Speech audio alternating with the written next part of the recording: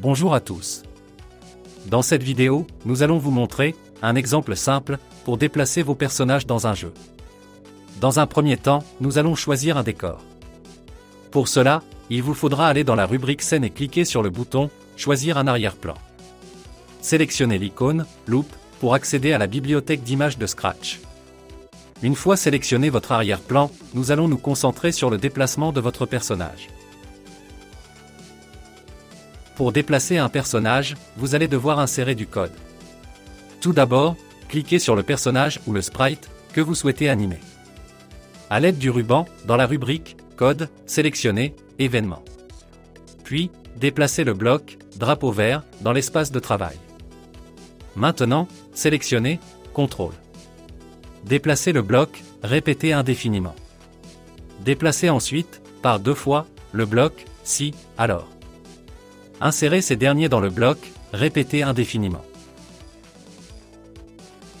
À partir de maintenant, nous souhaitons utiliser les flèches du clavier pour nous déplacer sur l'écran.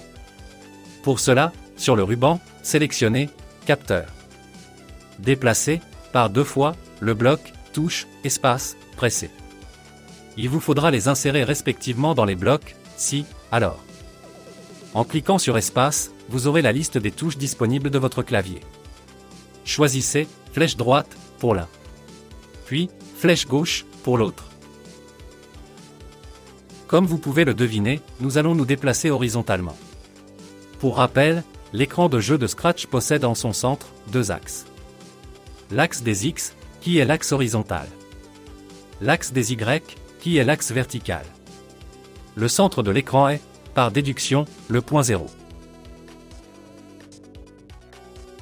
Puisque nous allons nous déplacer horizontalement, nous allons donc nous déplacer sur l'axe des X. Sur le ruban, sélectionnez « Mouvement ». Déplacez, par 2 fois, le bloc « Ajouter une valeur à X ». Placez-les comme ceci dans votre espace de travail.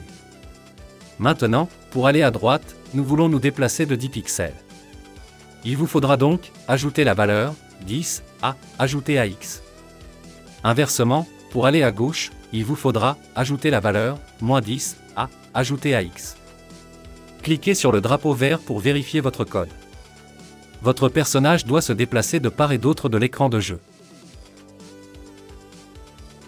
Comme vous pouvez le voir, votre personnage ne fait qu'avancer ou reculer.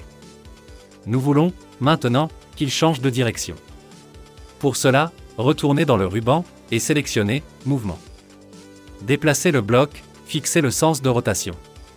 Puis, déplacez par 2 fois, s'orienter à.